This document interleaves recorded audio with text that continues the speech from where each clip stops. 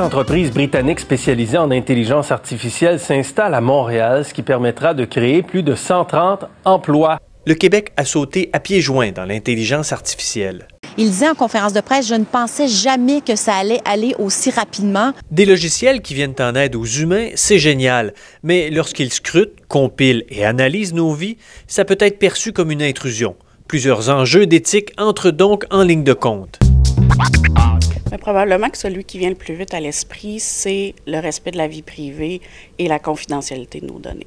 Comme l'intelligence artificielle a besoin de beaucoup de nos données et capte nos données un peu partout, que ce soit nos téléphones, les données qu'on donne au gouvernement, les caméras qu'on retrouve un peu partout dans nos villes, il y a extrêmement de données qui sont disponibles sur nous pour lesquelles on n'a pas donné notre consentement. Donc, il y a un potentiel intrusif très important, mais le système croise des données qui ne sont pas neutres et reproduit donc ce qu'on retrouve dans la société comme phénomène de discrimination ou de profilage. On peut penser à des liens qui certains systèmes d'IA avaient établis entre le fait d'être une personne noire et le risque d'être un récidiviste si on était reconnu coupable d'un crime, qu'il soit petit ou grand.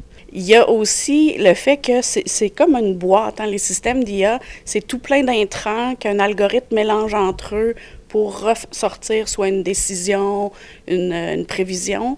Certaines compagnies ont tendance à faire breveter leur algorithme. Donc, dans le fond, la technique de brassage de toutes ces données-là, c'est un secret industriel. Ça devient excessivement difficile, voire même impossible, de pouvoir ensuite contester une décision ou une prévision qui a été prise sur notre propre futur. Ces décisions-là, si on va vers plusieurs systèmes automatisés dans des organismes publics qui géreraient, par exemple, l'accès à des programmes sociaux, pensons à le remboursement de certains trucs comme la RAMQ, les services de santé, bien, à ce moment-là, on influence énormément notre système politique et pour l'instant, on n'a pas de débat sur ces questions-là au Québec. La technologie a donc le potentiel de faire le meilleur comme le pire.